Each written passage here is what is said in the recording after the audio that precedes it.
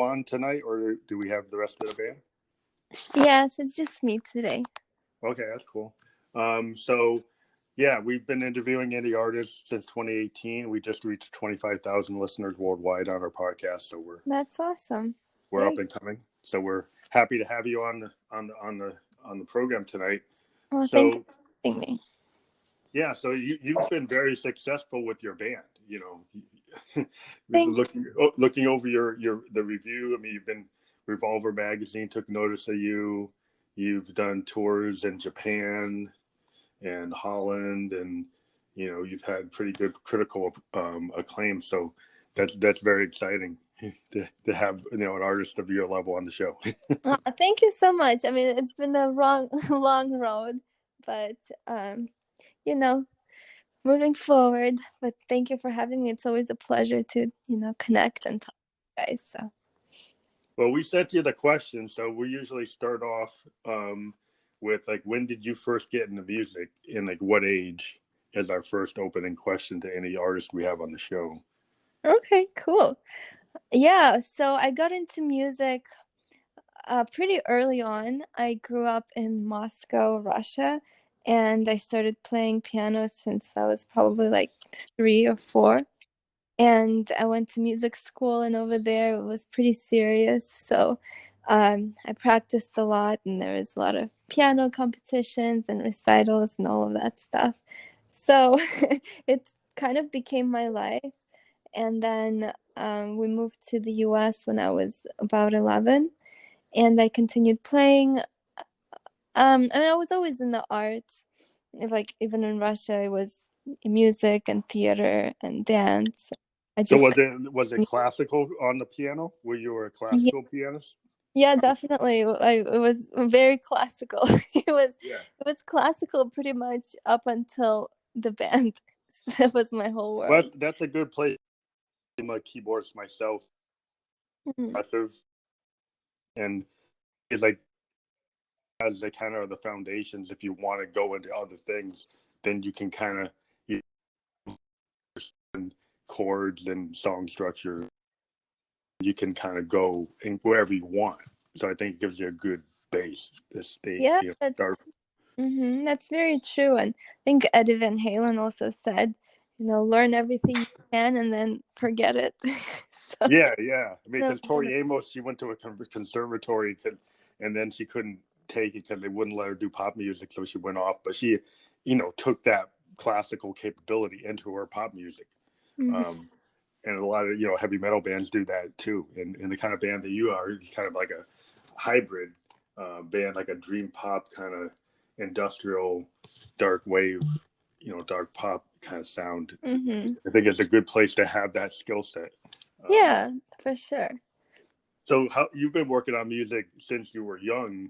What made you decide that you wanted to go away from being like a concert pianist or somebody that would be in a big like classical orchestra or that world, and then decide to go into the world of more popular music?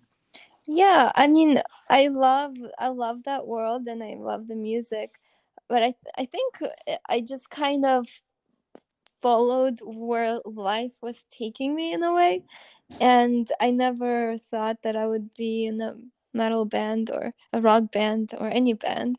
But when I moved to Los Angeles, I was just doing different projects, and then I met the guitar player Dave Bates, and then he had a band before me, and it just sort of happened that he was looking for a singer, and then I was looking to to kind of dedicate myself to something creative and kind of follow through.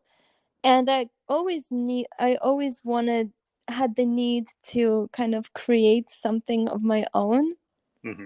And I think when you play classical music, you're kind of stuck playing all these classic Beethoven, Bach, Chopin, but no one wants to deviate from the original writing, so you're kind of stuck. That's great music. I learned it myself, but yeah, if you wanted to go out on your own, it's not the place to go on your own. Yeah, exactly.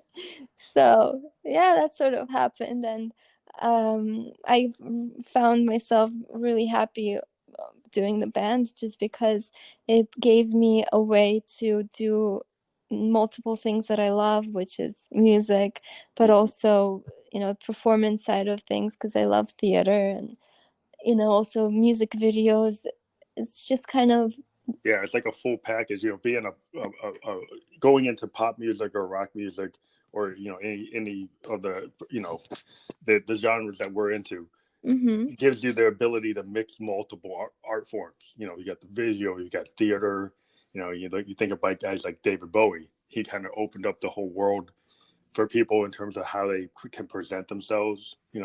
And you get that kind of the idea of that you can play a role like an actor as a musician, and you can kind of create the stage persona. I think is pretty cool. I mean, you see a lot in different types of music, but in heavy metal and rock and stuff that Bowie did and what Lady Gaga does.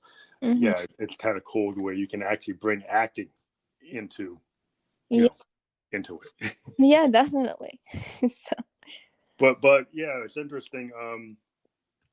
That you were talking about you're classically trained. Are you classically trained on your voice and the piano? Did you do both vocal training when you went to your schools No, and piano too? no, not at all. Didn't sing. I did some musical theater in high school, but no, I never took any like voice training. I think what helped me in college, I had a or speech class, and we did a lot of breathing exercises.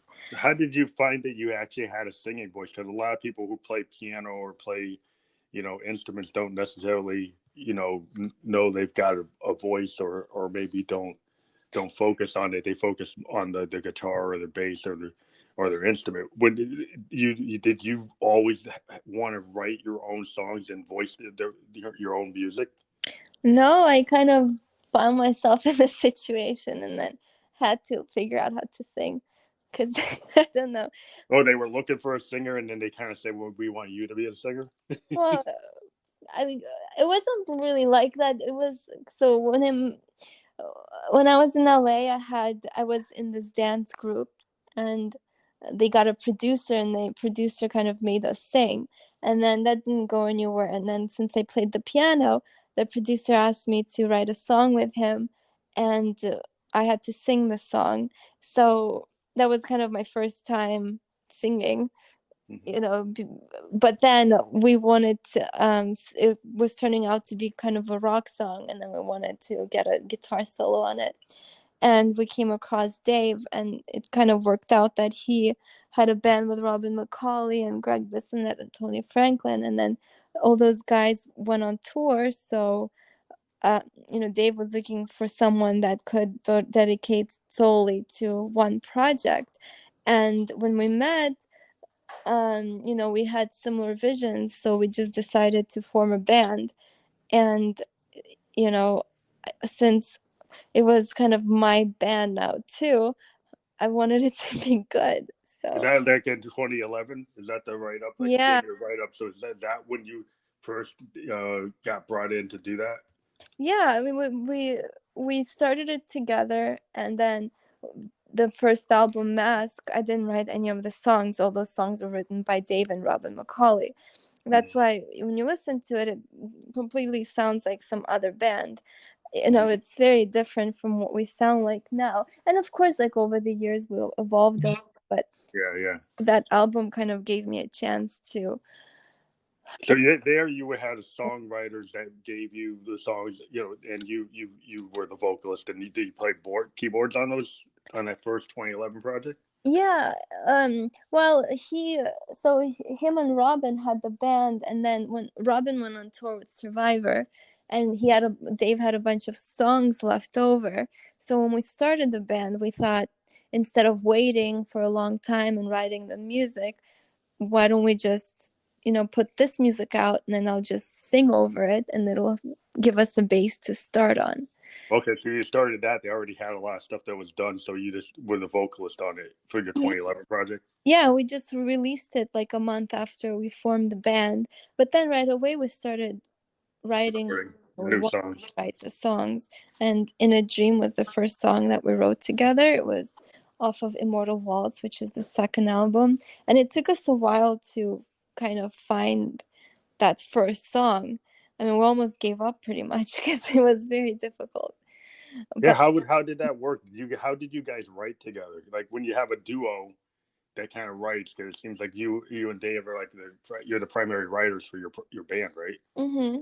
How do you guys like go off and write your own demos, or do you always kind of work together to do the song, or do you come to each other with ideas and then work on them, or do you always collaborate like in the same place? How does that work? Well, we never do it in the same place because that's too, um, it's more like it depends on the song. I forget, I think within a dream, he wrote that first kind of intro on the acoustic guitar. Mm-hmm. And then I took over. I think he wrote some chords for the chorus too. And then I, sat with it. I think I was like in a Starbucks parking lot listening to it. And Oh, you started like coming up with the rest of it. yeah, it just, some songs come really easy to you. So that was one of the songs that kind of, I heard it in my head instantly. And then I went back and recorded the vocal melodies and the keyboards, and we started evolving it from there. And then we fought a bunch over the bridge. But at So the do you work in like in a DAW in your own little home like bedroom studio? Do you have, like at home have your own like DAW that you work stuff out, and then Dave has his own DAW, and then you come together? Is that how you work? Well, it changed, like it evolved over the years, but yeah, like we do have our own setups, and then once the song is ready, like all demoed up, we go into a real studio and kind of start rebuilding it from there. But you do have a kind of a process where you argue your points. Like you might argue over what you think the song should serve the song. I Kind of think, like yeah, kind of like a Lennon McCartney. That's not a bad thing. I mean, that's like a known thing that when you have a duo songwriting team, sometimes the conflict actually creates the music. yeah, that's true. Yeah, I mean, it's just when you have an idea, you're really close to an idea. So when somebody tells you they don't Yeah. like it, Yeah, I don't like your bridge. I don't like the second chorus. Or I don't. It's like, yeah, it's interesting when you have a band, hmm then everybody has to kind of put down their ego a little bit, hmm or fight. It depends on who becomes the alpha or who's not, or if is it 50-50, is it 70-30, is it 80-20, or is it like, do you guys like really like try to make it 50-50? Well, usually when one person doesn't like it, it's, over the years they come to realize that means it's not the right part. So what happens usually is, you know, there might be like a disagreement and, an argument, but then the song turns out better Yeah, after. yeah. So yeah. It's hard. It's hard. I guess every song is you never know, because I've written songs with people where it was like 60-40 or 80-20, or one time I worked with somebody and they just said, you did 70%, I'll take a 30%, because you really did like most of it and I came in with this. So it's just kind of like, every song's different. I've been working with people, sometimes it is more of one person than the other, but sometimes people like REM, they made a decision that no matter what, everybody was going to get 25, 25, 25. Yeah. But then you never know if that how you want to do that. Yeah, I mean, sometimes, yeah, some songs, like, a lot of the ballads, I pretty much write the whole thing, and a lot of faster songs, he writes a lot of it. But, it's always kind of 50-50. I mean, always write all my words and all my melodies. But the song itself, sometimes it's, he starts it, sometimes I start it, sometimes it just depends. But, the way we split it is always, Kind you of know, yeah, 50-50. mm-hmm. Yeah, well, I think sometimes that works better, because you run into like situations like in the famous in music history, like the Eagles were famous, where Don Henley and Glenn Frey used to take like the lion's share of the whole thing, and then kind of act like the rest of the band were just like work for hire. Mm-hmm. Yeah, And that can cause a lot of conflict. It actually kind of broke up the band. Yeah, I mean, when we have, the last CD, Universe, I mean, we had quite a few band members over the years, and some of the reason is it just takes a lot of dedication, and sometimes people are not in the right place in their life to dedicate their life to this. Yeah, music music is a love, and you got to put the work in, and a lot of times you might not get the direct payout right immediately, and so some people, they can't sacrifice as much as other people, because some people it's kind of like it's a passion, so they'll sacrifice like everything they can, and other people it's like, well, I can't fit it into my life as Yeah. much as I'd want to, but yeah. And like the band members we have usually kind of come with like an album, but we always, we divide the music because we, when somebody's in the band and they're dedicating their time and, effort and everything. I guess it just depends on how much effort Yeah, or put how into it long they're in the band. Like right now, we have a new drummer, Jamie, and he's, in the process with us. So we on have, the new record you're doing for 2020. yeah, yeah. Well, it's probably going to be for 2021. Depends on the tours pick up, but Yeah, yeah. So yeah. you probably don't want to put it out if you can't tour it, right? Is that what the deal is? Like, Mhm. the way things are right now, um, I see you do have a single, you have an acoustic single out, but you wouldn't put out a full album until you could actually tour it, or would you put it out? Probably not. I mean, right now, a lot of it is also dependent on the label. We are on Frontiers Records and they have a lot of releases. So I know we have to tell them when we're delivering the album, and then it usually takes 6 months from the delivery date. Oh, for them to figure out how to market it. And Or yeah, and then just kind of to go with their schedule, and then see what what type of tours are going. So in a perfect world, everything's lined up for the album. Like when we did Universe, it was great timing for us because it came out the day before we went on the European tour, and then that's a good thing to happen. yeah, so that it's great. And then we had a Hammerfall tour lined up for September, but obviously that's not happening right now.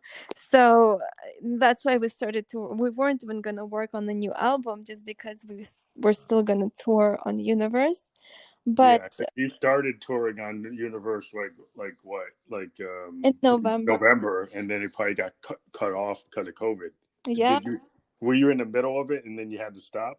No, well, we came back and then everything got shut down later.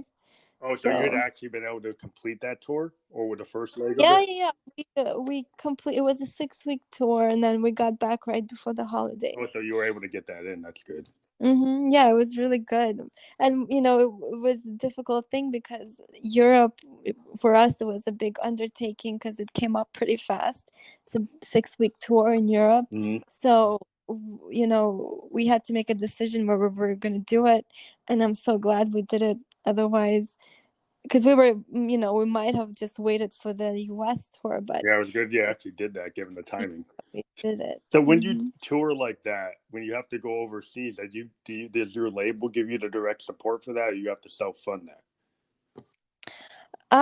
No, the label, people think the label gives support to artists, and they do. Like, they give some support for the albums, but these days, like, the label is a great partner to have for distribution and for they are your partner, but you have to be prepared to invest yourself as well. Like, we work very hard to have been able to, like, even before we funded all our recordings and tours, so we did have to, you know I guess, like, the merchandise sales and the Yeah, so record you sales. you run like your own merch off your websites, or like a lot of bands what I've seen, like, in the indie world today compared to the old system, where Hmm. you get an advance, you get tour support, the company would be part of your thing, but then you're kind of in debt because the labels used to, like, okay, they give you an advance, they support the tour, but then they take it out of your future profits.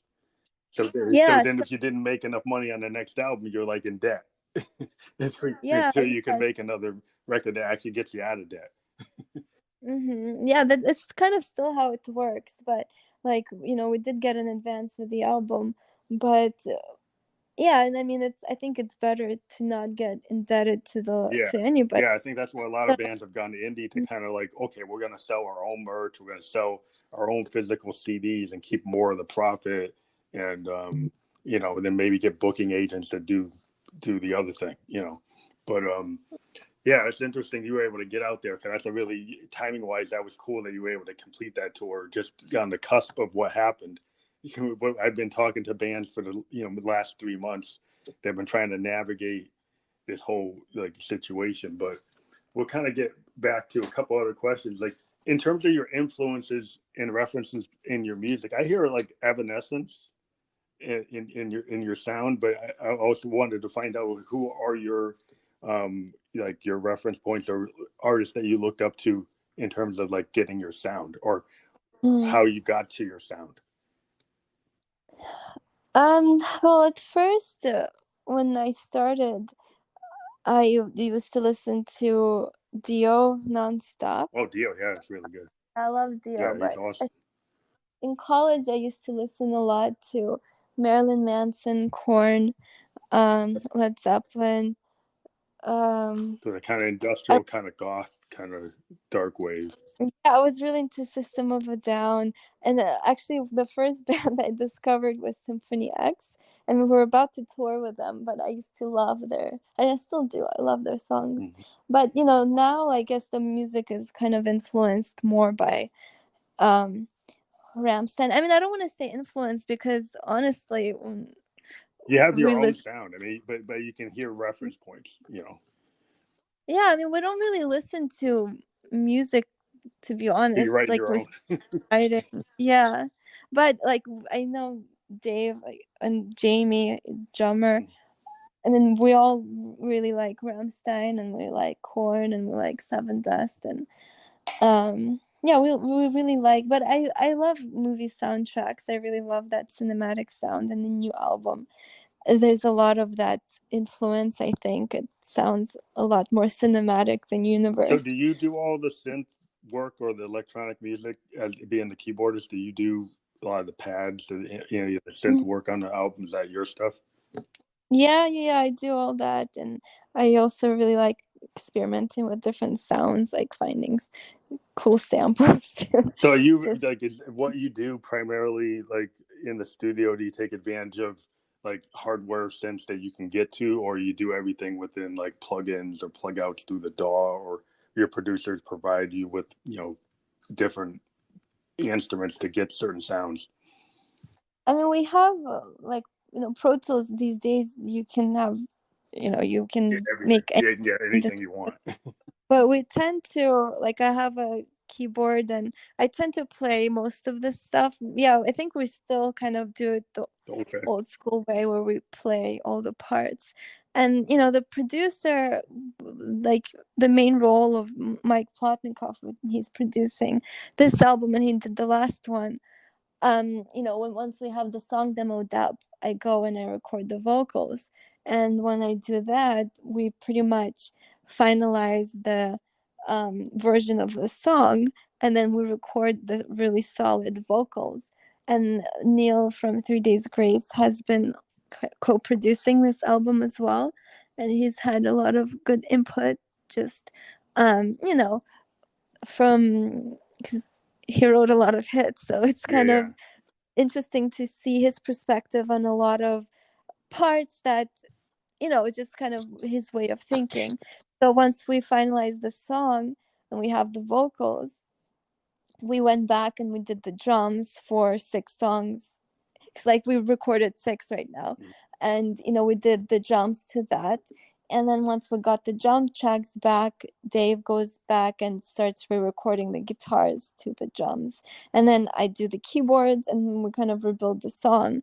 And then once that is done, we send it off to Jacob Hansen, and he's out in Denmark, and then he mixes them. That's your recording engineer? No, Mike Plotnikoff, he produces, and he's also the engineer. But like for example, Dave, he records a lot of his stuff on his own just because he has a setup He and has his own home studio. yeah, and because he can spend as much time as he needs to just perfecting everything. And he actually played bass on the last one. So the question I have is like when you work with a producer, a lot of times producers will. I like to watch music documentaries. So I was watching a documentary about George Martin and the Beatles. I was watching Mm-hmm. a documentary about uh, a couple other bands I was into, like Tom Petty, and they were really getting into details like how the producers come in and make suggestions on like guitar parts to try to get the memorable guitar part or the like the best the melodic lines on a keyboard or bass to kind of put an album together. Do you get a lot of feedback from your producers that tell you, well, you should kind of rearrange this or redo this or think of different ideas? Or are they more like, okay, how much input do your producers have into like the structure of your songs? Do they actually change a lot of what you originally wrote, or do they kind of just try to make it better? It depends on the song. I think like Mike, he really understands our sound now. And like for example, over these last 6 songs that we did, one of the songs we rearranged a lot of it. We pretty much changed the whole chorus in the studio, but all the other ones, they really liked them, and then we just kind of made them better. And we always focus on the vocals and like the song itself, and the guitar, you know everything kind of has to support the melodies and the song. And like most of the time we put so much into the song that a lot of the like usually Mike just tells us what to take away. Okay, so Or you like may have so many layers of guitar, he just maybe tells you to take some out, or not even guitar, just like maybe parts in the song, or or maybe too many but layered like keyboards or layered pads or yeah, or like maybe if our samples. bridge was too long or whatever it may be. Like I think we learned over the years, like for the last CD, it was more of that. It was more kind of cutting stuff out. For this, Oh, just tightening things up to make it like more radio play or more hit oriented, or just maybe just just groove oriented. yeah, kind of leaving what just the song needs and what the song doesn't need, just Yeah. leave it out. But I think for this one, we I think we really found our sound, so we know exactly, like we hear exactly what we want to create, and we kind of really go in a straight line to that So you point. guys have And got your Edge of Paradise sound, and you kind definitely, yeah, and you know what it is. Like every band kind of gets their, like Zeppelin had their sound, Journey had a sound. Every band kind of finally gets that right groove, and then yeah, as writers, I guess you guys are now you're in sync with where you want yeah, to go. took us 8 years, I Yeah, I think. mean, I think it is like if you get any band, when the Who were at the top of their game, on Who's Next, it was just like boom. They mean most of that was cut live, and it's really kind of Mhm. when a band really kind of gels, and you kind of like you don't have to really tell the other person in the band; they just kind of know. That's when you kind of do your best work when you're at your peak, synchronization.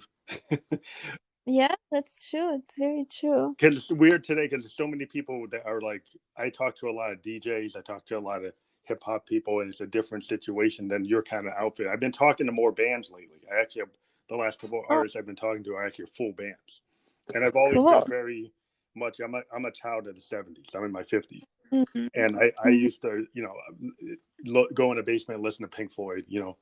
Listen to albums because I'm kind of more of an album oriented listener or music fan, Hmm. not as much like a modern playlist oriented fan.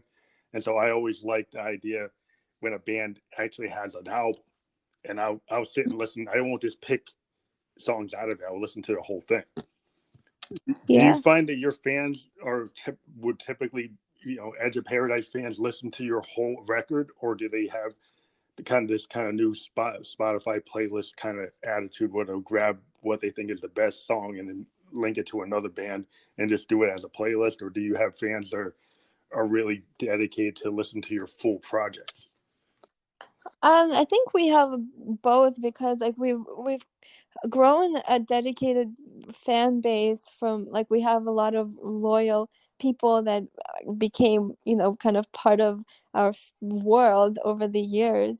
And when we have something out, you know, they support it and they get the whole album, they get the vinyl. Like for the last release, I made these box sets where I painted like wooden boxes and I included CDs inside. And you know, they got the full package and they definitely listened to the whole thing. And then a lot of people go on Spotify and listen to the whole thing. But then we also have like you know, for the last CD, I think we opened more of like a younger fan base Hmm. that are maybe more into Single. more mainstream Hmm. music. Yeah. And you know, the way you can track it on Spotify, some of the songs are definitely more popular than others. But also that depends on Spotify support because, you know, they put our first singles into their playlists and that gets to a lot of people's ears. Yeah, yeah. The playlist seems to be the way things are marketed today. Though Mhm. I think your fan base, like when you put those special packages together, I think, you know, being the kind of music fan I am, I'm the kind of guy who'll buy the vinyl. I'll buy the box set, you know, Mm, because that's kind of where I came from. I can see the young kids saying today, well, I don't have a record player. Well, some of them do now, but they tend to want to be able to bring it along with their phone, with their smartphone, and just have their record collection on their phone. And so they don't, you know, maybe aren't as drawn to the box set unless they're like your real hardcore fans that come to your show that will buy the CD, you know, buy your T-shirts, buy your merch, which is cool. I think that's a really good part of music today when you have that kind of. It kind of started back in when the Dead, you know, the Grateful Dead had this bass that would follow them anywhere. You know, bands like Funkadelic, people would follow no, I mean, everywhere. you know what's interesting? In Europe, we sold a ton of vinyls, actually more than CDs. A lot of people really like vinyls, and we have a really cool one.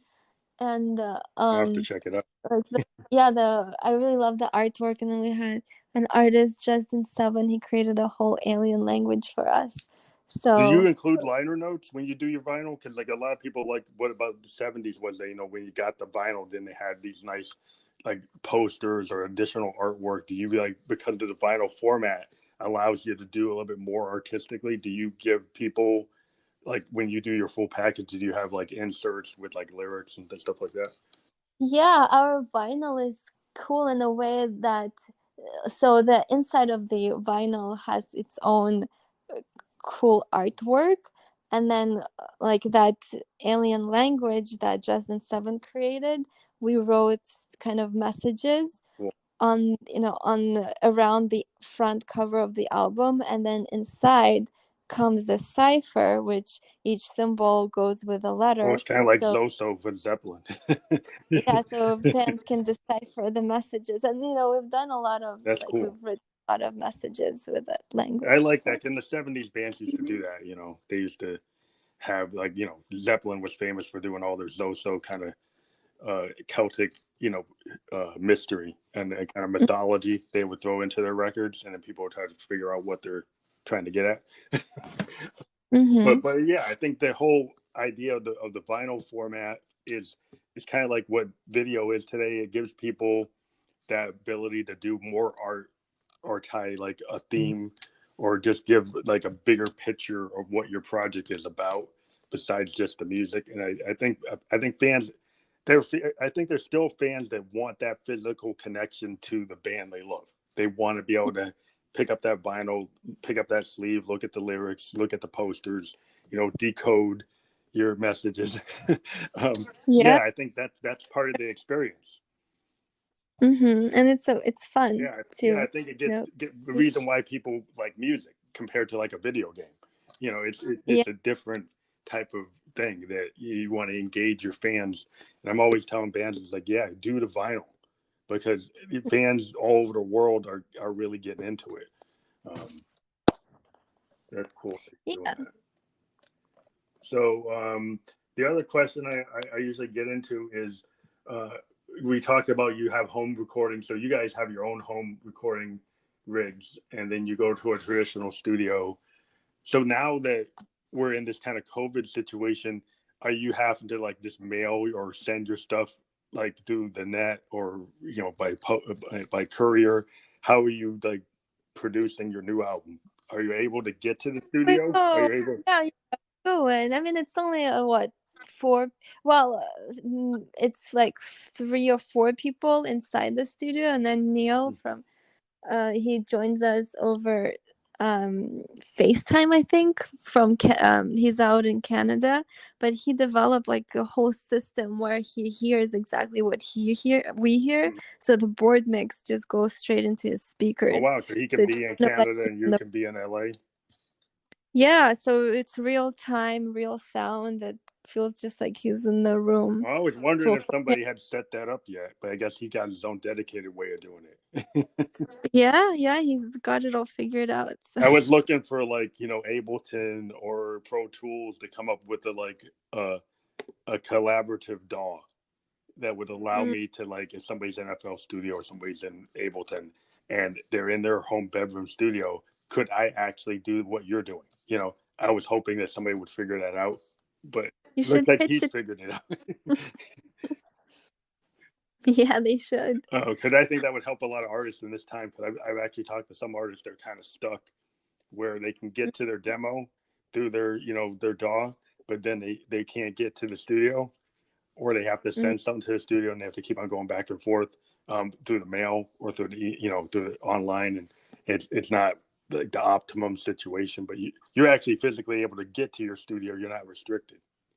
yeah, That's cool. yeah. Some places, like I was talking to get bands in London, and they won't let them in.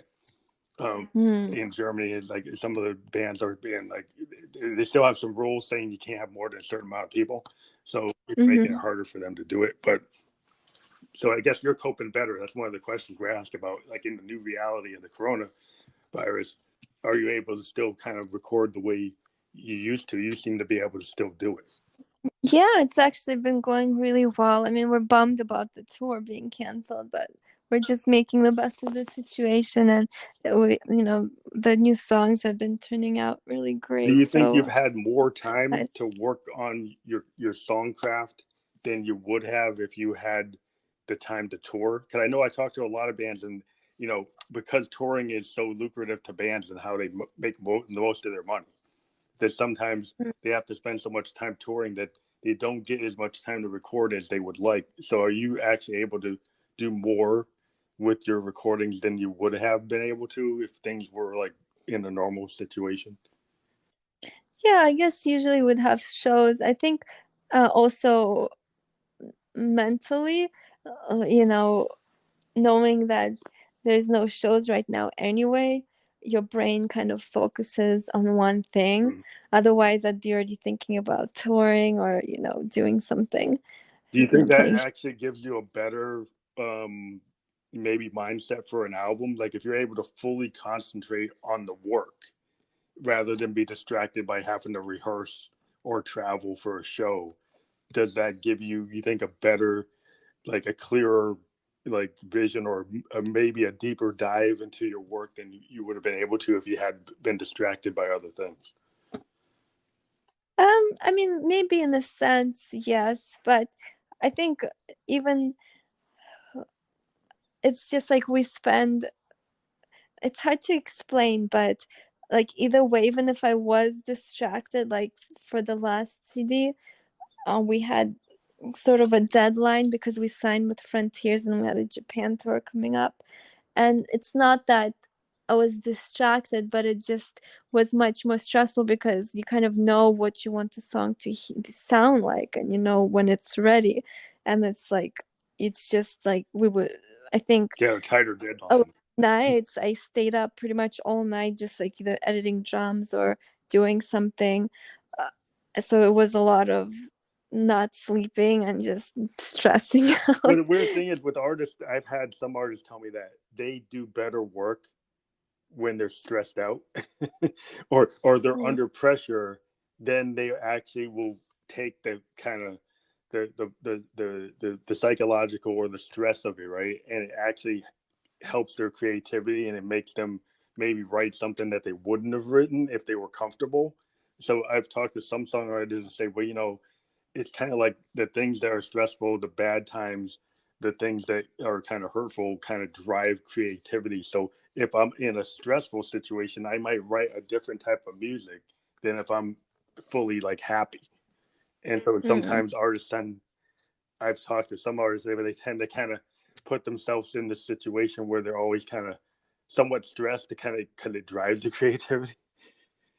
Yeah, maybe. I don't know. It's hard to say. I think my mind is always on another planet anyway, so I kind of write my own thing.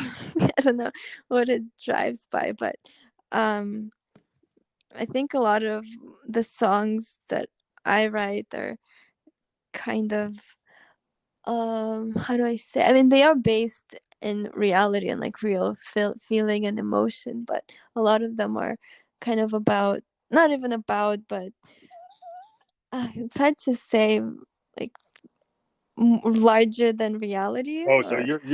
well, I mean, sometimes like if you think about art rock or like if you think about like glam rock or progressive rock, stuff like Pink Floyd, it's a little bit beyond like the everyday. Sometimes you get into this kind of thing with music where a band like Yes and Genesis, they dealt with these kind of big kind of conceptual ideas, right? So it's more like Mhm. science fiction. A lot of early Genesis, Peter Gabriel was like enamored with like Isaac Asimov and all these science fiction writers. So you actually Mhm. had like Harlan Ellison lines from science fiction novels in the work, and so it wasn't just like everyday life; it was a little bit more. And so, Yeah, sometimes in exactly. some music you can get to that kind of space stuff that Bowie was doing with Space Oddity and Major Tom. Mhm. It's like this idea, this kind of science fiction, like 2001: A Space Odyssey, a Stanley Kubrick idea. Um, yeah, so that kind of you can get a little outside of yourself and a bigger issue than just like the everyday. Um, Yeah, that's always been the case. do, I love do you like that? all Is that kind of crazy stuff. your direction with your music seems a little bit more cosmic? Yeah, and cosmic, futuristic, kind of. Oh, a lot of people have been like every time I say something about what the song's about, they all kind of reference Black Mirror episodes. So Yeah, I yeah. I guess mean, you've got this you kind of wanna. sci-fi Mhm. dystopian kind of thing going on. That if you read Harlan Ellison, you read Isaac Asimov, you read anything Roddenberry wrote. Um, yeah, you've got that kind of feel. You got this feel Mhm.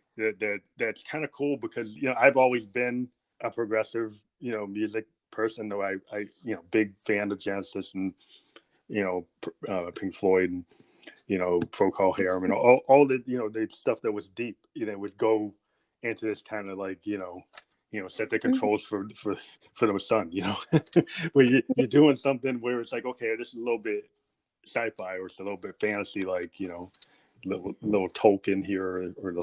Yeah, and like we've always kind of said that we want to take people and transport them to our planet so they can forget the reality.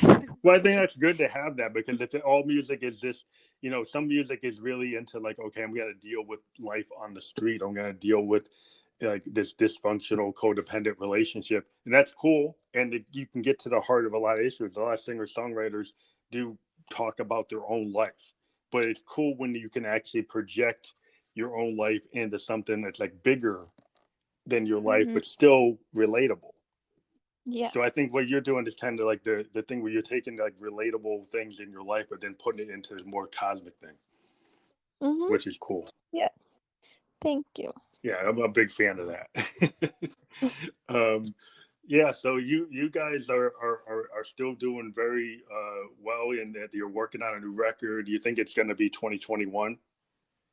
Most likely, yeah. I mean, we're almost at the end of this year, which is crazy to think about. Time How flies. did you like playing in? I actually lived in Tokyo from 2004 to 2006. How Oh, did you cool. like playing in Tokyo and Yokohama? Yeah, we really loved it. We were very lucky that the promoter that brought us over, Yutaka, they gave us the warmest welcome. And, he really promoted the shows, and we played, like the bands that played with us were great, and the fans were great. And the people in Japan are so respectful, and, Yeah, they really love the music, and they simply buy everything, yeah. all the merch. And then they took us like all over Tokyo and all over Yokohama and just showed us Wow. everything you could. think of Did you like get to go we to went. an onsen, or you didn't have enough time to go to an onsen, or like that's like a volcanic hot bath? They're more towards No, mountain. we didn't go there, but we went to Bamboo Forest, we Oh, went cool. to Yeah.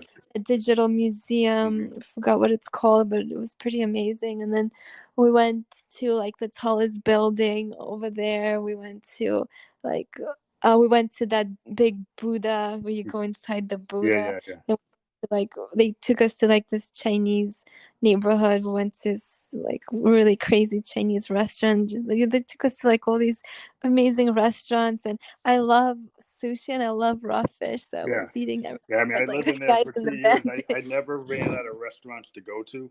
That's the thing about Mhm. Tokyo. If you live there, like I was there for 2 years, and I never ran out of restaurants to go to.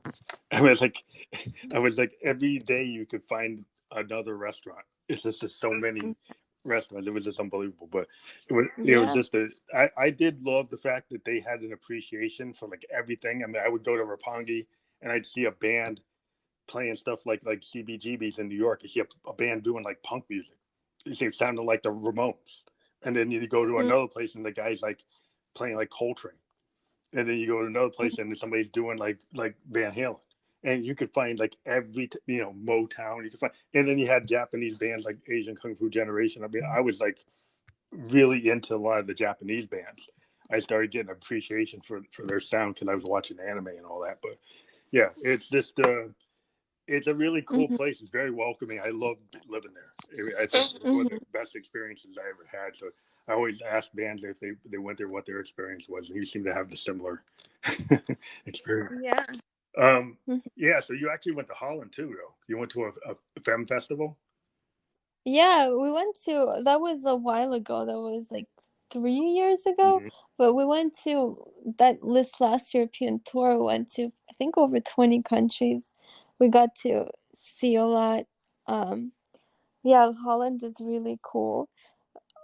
Amsterdam was really fun to visit, but we went to France, Italy. Wow. So Uh, which countries do you think you had your most surprising or best experience? Which one would you? I mean, all if we toured with Sonata Arctica, and they have a really great fan base, so all the shows were pretty much packed. And um, like I guess Eastern Europe fans are just really loud, and they really express themselves as opposed to, for example, Denmark or Belgium.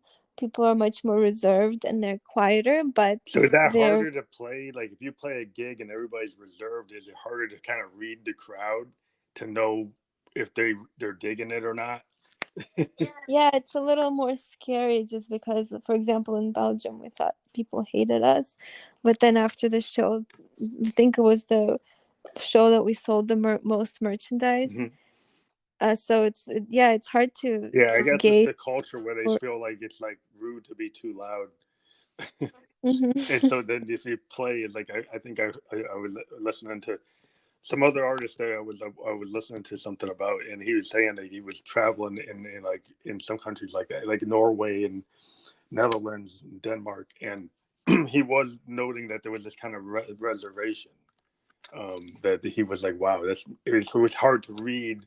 But then he found that they did buy all the merch and they were really into it. They wanted autographs. They wanted to meet and greet. And so it was, just when you're on stage, it was so hard to kind of read the crowd. But Mhm.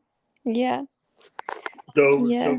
are you guys working on any kind of online presence because of COVID? Or are you more, into just focusing on a new record? Or are you going to do like any online kind of concerts?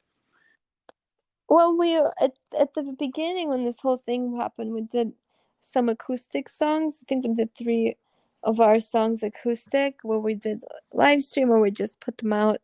Um, but I mean, we're always online and we're always interacting with fans, and we kind of have this relationship with fans where everything's very like we're a very approachable band, and we want people to be part of our world. Okay, so So you're that's doing like YouTubes and or like online. You just show up and maybe do like an unplugged or something. Or well, we don't really do it unplugged, but like we post, but we Like we've done some live streams where we answer questions. We did a live stream where we played the song.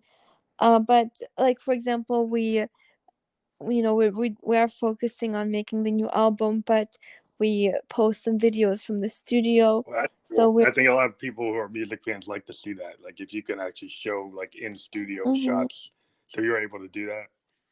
Yeah, actually you can if you go to our Instagram or Facebook, you can hear a lot of the songs as they're being recorded.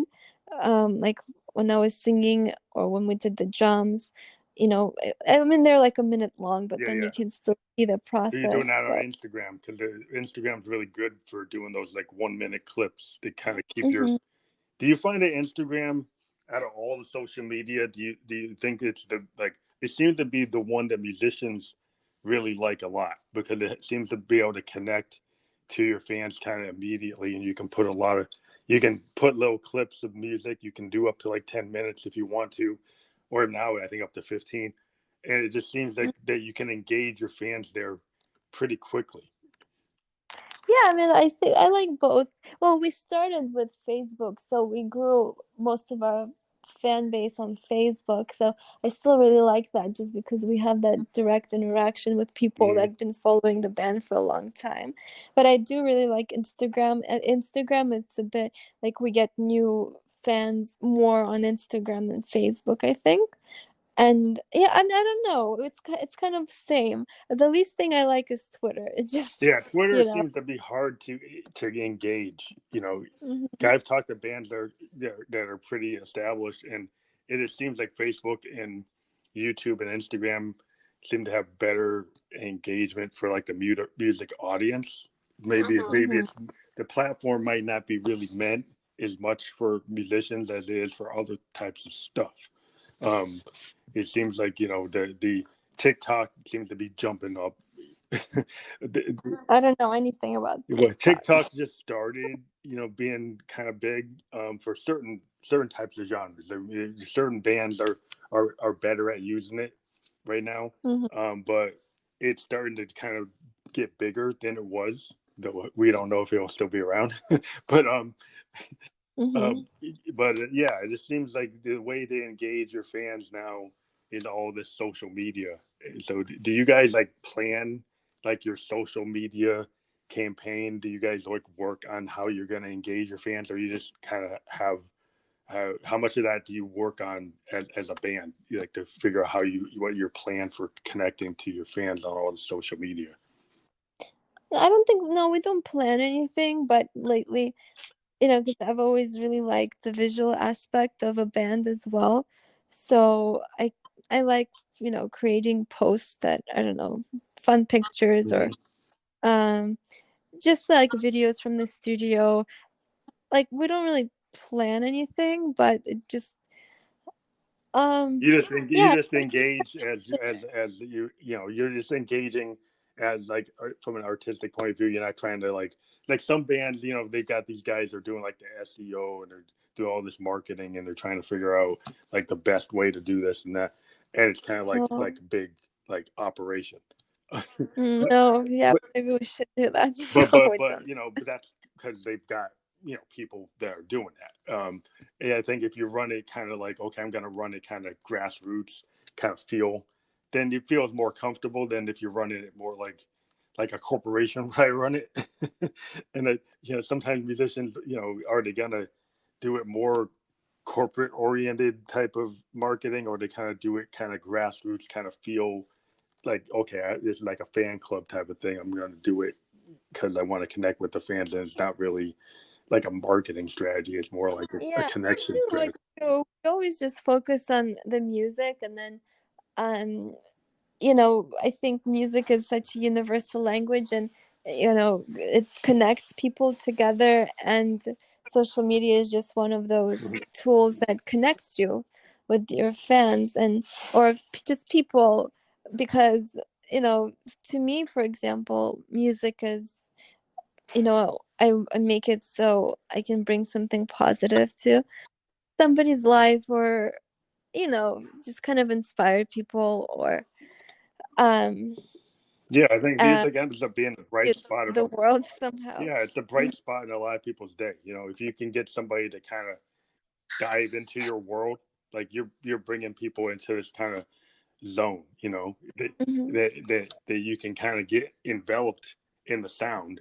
And I always think of like music as like sound paintings, like Hmm. Hendrix and George Martin kind of talked about music is is like when you're a producer or you're doing music as an artist, you start thinking of in terms of like sound paintings, because if you just recorded a band as they sound naturally, it won't sound like a record.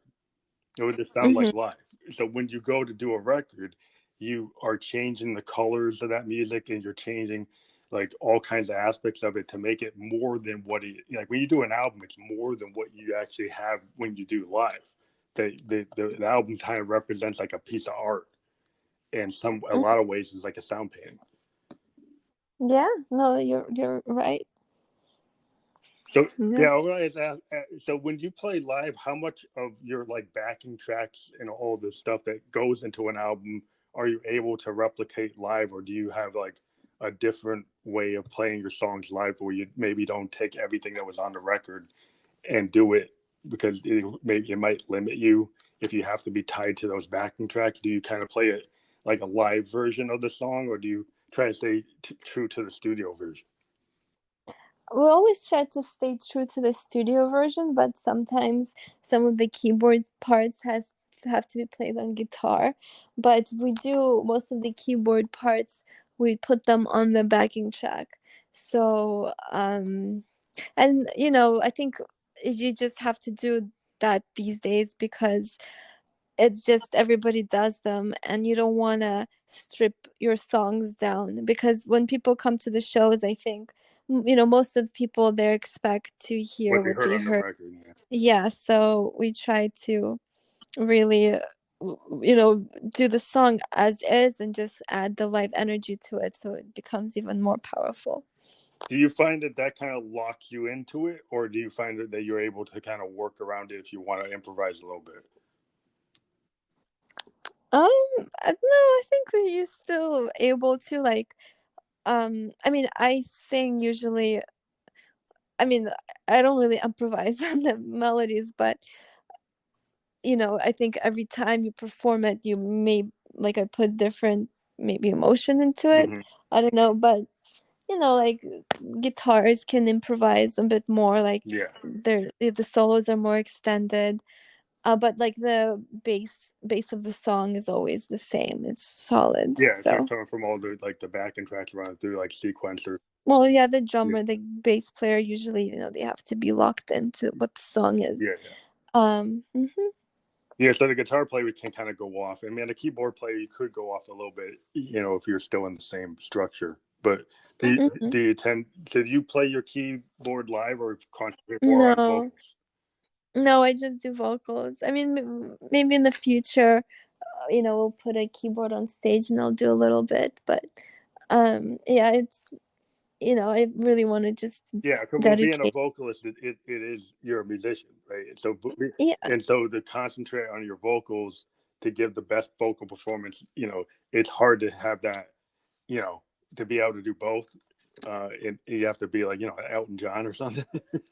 To be able to do your keyboard parts and your vocal at the same level, it's a different level of skill to do that. And some people would rather just focus on the vocal part. Plus, I think if you're stuck at a piano, people can't see you. Well, that's the thing. Yeah, I mean, it's not that well, for me, because I played piano my whole life, it's kind of You don't need to. second You nature. don't. But Yeah.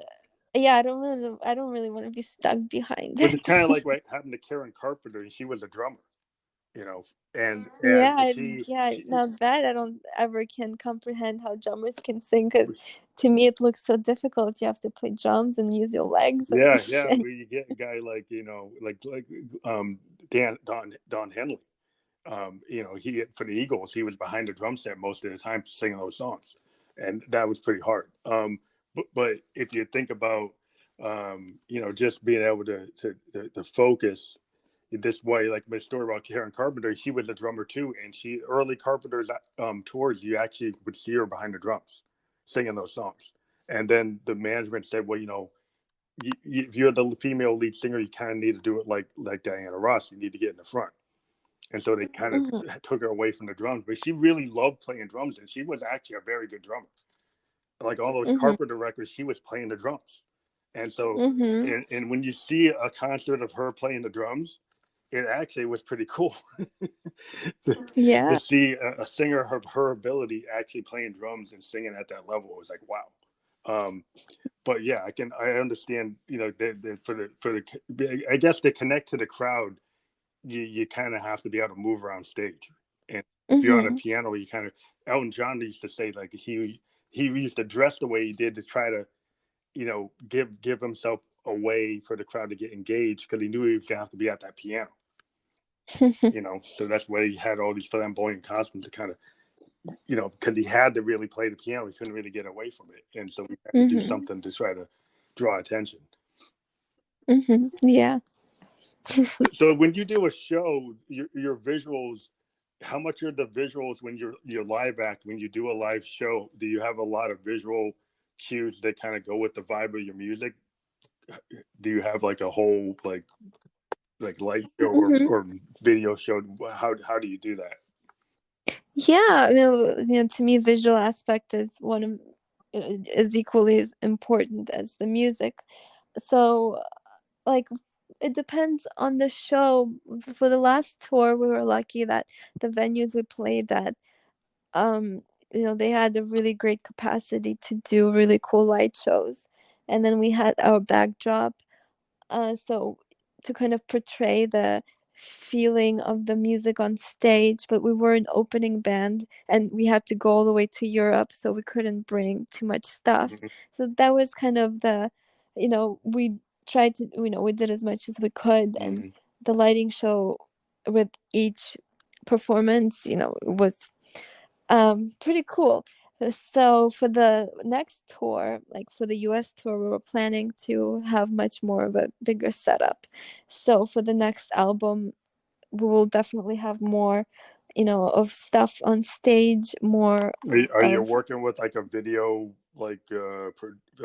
engineer for that type of live performance, or do you have like somebody in the band that's gonna like run the connection between the visuals and the stuff? Or are you guys just doing that yourself? well, we do have a lot of we have a lot of artwork that we created set pieces for. But as we get closer to a tour, right now I'm not really sure when that's gonna happen. There's a tour in the works, but we don't really know exact dates yet, Mm-hmm. just because things are uncertain. But as we get closer, I think we will work with more of this, not a set, yeah, like the visual aspect of things, Mm-hmm. bring somebody in to really Yeah, like a solidify everything. video effects kind of like talent that knows how to do that sync. With a lot of tools today, I mean, you can sync all your MIDI stuff to the light systems. And then if you've got video, you can send that video out to the big, LED screens, and then synchronize it to the beats of all your drum machines and all your, MP stuff and all your MIDI stuff. So that can be done, but there are guys that are just as creative as musicians that actually can do, Mm-hmm. really good presentations of your stuff, like, like a video director level type of thing, but they're more of a, like a recording engineer, like a video engineer.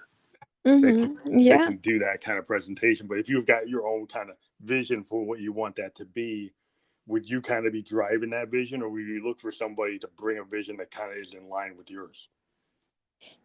Well, we do have a very solid vision of what we want the new album to be and what the live show. So when we're bringing somebody in, it would be someone that kind of gets the vision and can amplify it. Mm-hmm. Yeah, so Yeah. you wouldn't be looking for somebody to kind of interpret the songs and come up with their own kind of like old MTV used to have video directors would come in and interpret a song and make us a video that maybe is totally different than what the song seems to be. Mhm. Yeah. but No, yeah, because we have, yeah, with this, I'm, it's just very clear of what the music is and what the vision is. And I mean, I think even if people listen to the songs, they would probably come up with the same thing. Yeah. So you guys have a clear vision of how you want to present it. You wouldn't go to somebody to do like a totally like kind of off kilter version of it because you already know what you want to show. That's cool. Yeah. So yeah, we're glad to have you on, Margarita, and it's been really great to talk to you. And this is going to get published on 11 podcast platforms, and we are part of Spotify. Anchor is actually a Spotify company, and we will have this on Anchor FM, Apple Podcast, and Spotify, along with like 7 other platforms or 8. Awesome. Yeah. I mean, thank you so much for having me. And yeah, we'll spread the word. And yeah, we're going to put this up on our Instagram channel. And it's one cool thing is Spotify has really good integration with Anchor and Spotify podcast. So when we create a story on our Instagram, it will actually have a hyperlink that will allow you to click right to the Spotify podcast version of this program. Very cool. So when we push that up, we will share that, we'll tag you on it, and then when we put it up, you could create your own version of it or whatever. But yeah, that will help push it so people can hear it for free. You don't have to actually subscribe to Spotify to listen to Spotify podcast. So anybody who gets the link can actually listen to it, whether or not they're a paid subscriber or not. Nice. Very cool. Well, thank you for having me. It's always a pleasure to share our world with you guys. So we look forward to hearing about your new record. When your new record is ready, feel free to contact us, and we can, talk to you about doing an album release version of the show where we can talk about that project. Yeah, that'd be awesome. Thank you so much. Thank you. Okay, bye. All right. Bye.